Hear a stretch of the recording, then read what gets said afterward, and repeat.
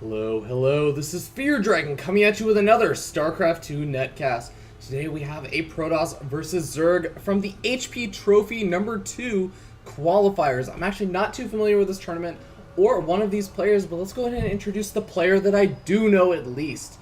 Spawning up here in the top right hand corner of Daybreak, we have the blue Protoss player. He is a former Warcraft 3 player, definitely making a splash in the StarCraft scene and has been, although not quite as much as his old teammate Grubby. Still a very solid Protoss, and I'm really curious to see what he's going to be doing in this game. His name is Fnatic RCT Todd. It was actually supposed to be Fnatic RC Todd. My bad, guys. But anyways, moving right along, we have his opponent spawning in the bottom left-hand corner of Daybreak as the green Zerg player. He's a bit of a no-name. His name is going to be something very numeric and very calculated. We're going to have to see if his play is quite as calculated as his name. His name is MiNiMaTh. And I assure you, MiNiMaTh quite aware of exactly how many drones he has and exactly what his strategy is going to be, or at least I hope it is. As we're definitely going to be seeing some interesting stuff, and MiNiMaTh seems to have made a bit of a splash in this tournament. He was taking out a couple of pretty big names. I won't spoil anything in case you decide to go check out those games casted by anyone else, or if I decide to cast those in the future myself. But in the meanwhile, let's go ahead and take a look at what these players are doing. So we can see Todd going for that Forge Fast Expand. It's so normal, absolutely normal to do for a Protoss these days. And in the meanwhile, also normal play coming out of MiNiMaTh. We see that spawning pool going down, actually no gas. So this is a bit more of an economic decision. We might see him grab those gas guys just a little bit later. This basically means that he won't be able to immediately get out that Zergling speed upgrade as soon as that spawning pool finishes, which means he's going to have a little bit less control over that. And yeah, Todd even throwing down the pylon over the natural expansion. This is looking pretty normal, but oh, and it looks like the drone gets that hatchery down. But one thing you do have to keep in mind is Todd can be very annoying since he's going for that Forge Fast Expand. The Forge was finished, so he did have the opportunity to maybe like run this probe around, start placing some pylons and cannons over there. But no, Todd's going to feel pretty happy just going over to this Delnaga watchtower, getting a good eye out to see when these Zerglings are going to be moving across the map.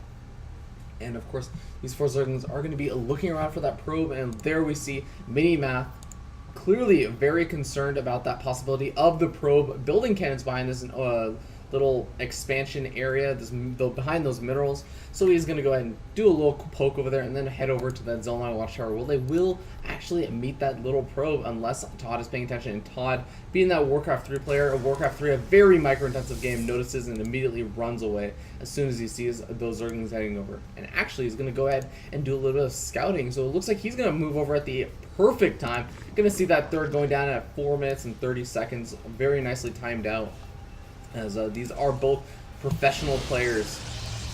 And in the meanwhile, that's kind of interesting decision that Todd did not opt to move up into the main to scout out to see whether or not these 2 gas guys were taken. We can actually see that neither of them were, but in the meanwhile, we do know that, or Todd does know, that this third was taken around 4 minutes 30 seconds. That it usually means that you can't really spare a whole lot of minerals to throw down those extra gas guys or the drones to mine the gas if you want to get out your third hatchery that early. So Todd might kind of have an inkling or some kind of inclination to believe that early third basically delayed those gas guys from going down. Now this probe is gonna get away. Yes, indeed. He's gonna happily return those minerals from the enemy homeworld. Those are like the briefcases. That probe thinks that this is capture the flag, but unfortunately for him, this is not a custom map. The game is not over. There are no additional points scored for the Protoss player, but still a nice little win, getting back with all that scouting information.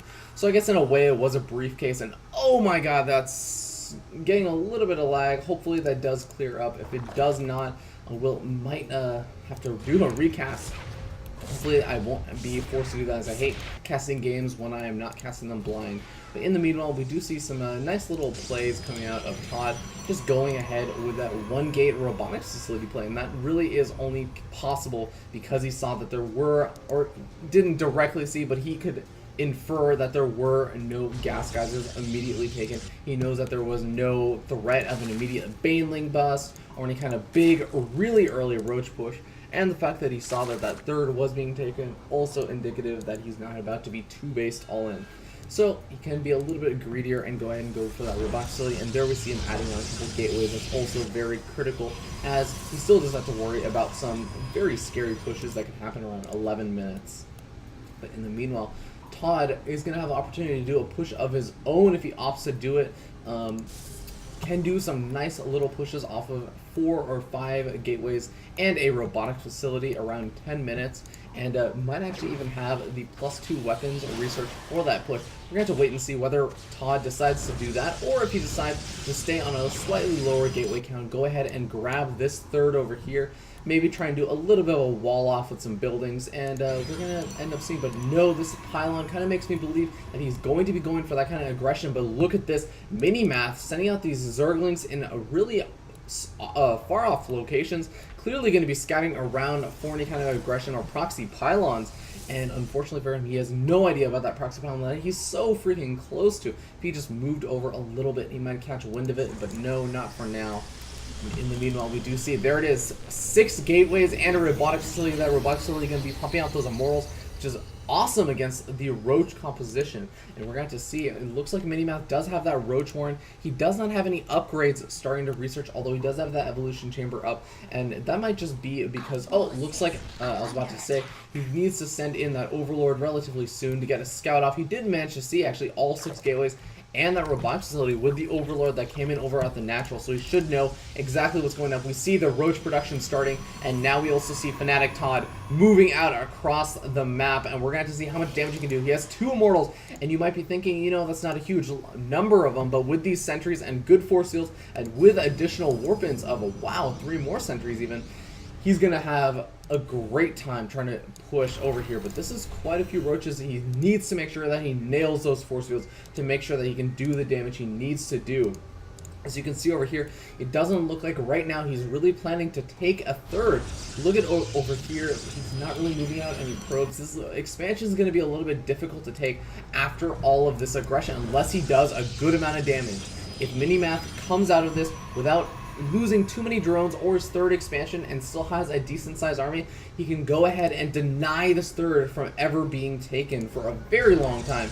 And at that point, Minimath will just be so far ahead and economically, oh my god, Minimath actually moving out across the map. This is not what he wants to be doing right now. As you can see over here, Fanatic Todd actually going to be moving over to the third very soon, and wow, we see Minimath not really sure if this third is taken. Now he realizes, oh no, the third is not taken. He has to run home right now, or Fanatic Todd is going to have this amazing timing where none of the units are ready to defend. He can get some beautiful positioning right up against that natural expansion, get some great positioning for these force fields on the ramp, and oh no, poor Minimath, who's running back as fast as he can. These spine crawlers are buying a little bit of time, and now we see the Zerglings starting to stream in over to the drone line, but now we also see a couple of force fields going down just to stop any of those Zerglings from really getting some great positioning, and next we see a flank coming in, but the force fields are so good coming out of Todd. We can see that great micro coming out, but still, there are so many Roaches, and it looks like Todd is running low on those force fields. These Immortals definitely being worth their weight in gold,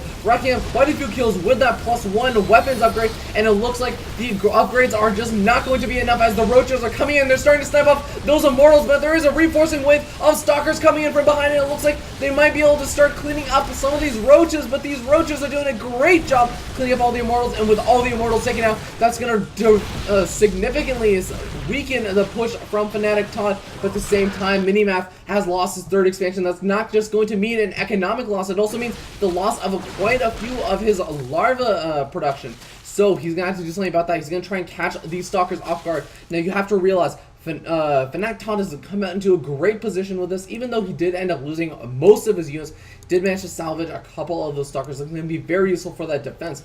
But the scary thing for him now is going to be realizing, well, is my opponent just going to try and go for a big all-in now, or is he going to be droning up? We can see over here that he is in fact droning up a good bit, and is going to try and do a little bit of aggression just to make sure that Todd cannot easily take this expansion. And I think that's the perfect decision to do in this situation. But, oh, there is that Immortal, and it's still a very scary army out for Todd. We can see that he is still mining relatively well in the main, and pretty healthily in the natural expansion. And now he's going to be trying to take this third. If he can get this third up, he's going to be in a fantastic position in this game. As we can see, that third just going up for Minimath, and he's in a bit of a pickle, I would have to say right now. You can see over here in the worker count that he is down just about, or actually up 2 workers, but still, he wants to be quite a bit further ahead at this point, as he's lost quite a bit. Now, let's go ahead and take a look at the upgrades once again. Now, we saw actually the missile attacks was researching during the course of that battle, and it actually is now finished up. But now we actually hold that thought. We do see a couple of Zerglings scouting around, just seeing the positioning of Todd's army. Now, he wants to try and catch Todd's army out of position. Hopefully, maybe he was thinking, oh, if Todd's army is up over the natural expansion, I can run in and swing in with a couple of Zerglings, deny this expansion, get a little bit of damage down on it. But oh my god, hold that thought. It looks like a cancel was forced by some warped in Zealots, and that is a great play by Todd. Oh my god. He is coming out so far ahead in this game with these proxy pylons that even though they are going to get sniped off, finally there is still this proxy pylon over here. And if Minimath does not notice that, he could actually be in an even worse position when he tries to retake this third, as he is doing right now. It looks like he does notice that pylon, so that's definitely going to help him out. But look at how Todd is going to be in such a good position, as, you know, even though it looks like he's very far down in supply, you can see that he just has such a great mix of units. He has so many sentries. Look at how much energy a lot of these sentries has. He has 3 Immortals ready and waiting to just start massacring these roaches. And what does Minimath has? He has that lair tech, but look, he doesn't have any actual tech for the lair, I should say. He has the lair tech, but no tech for the lair.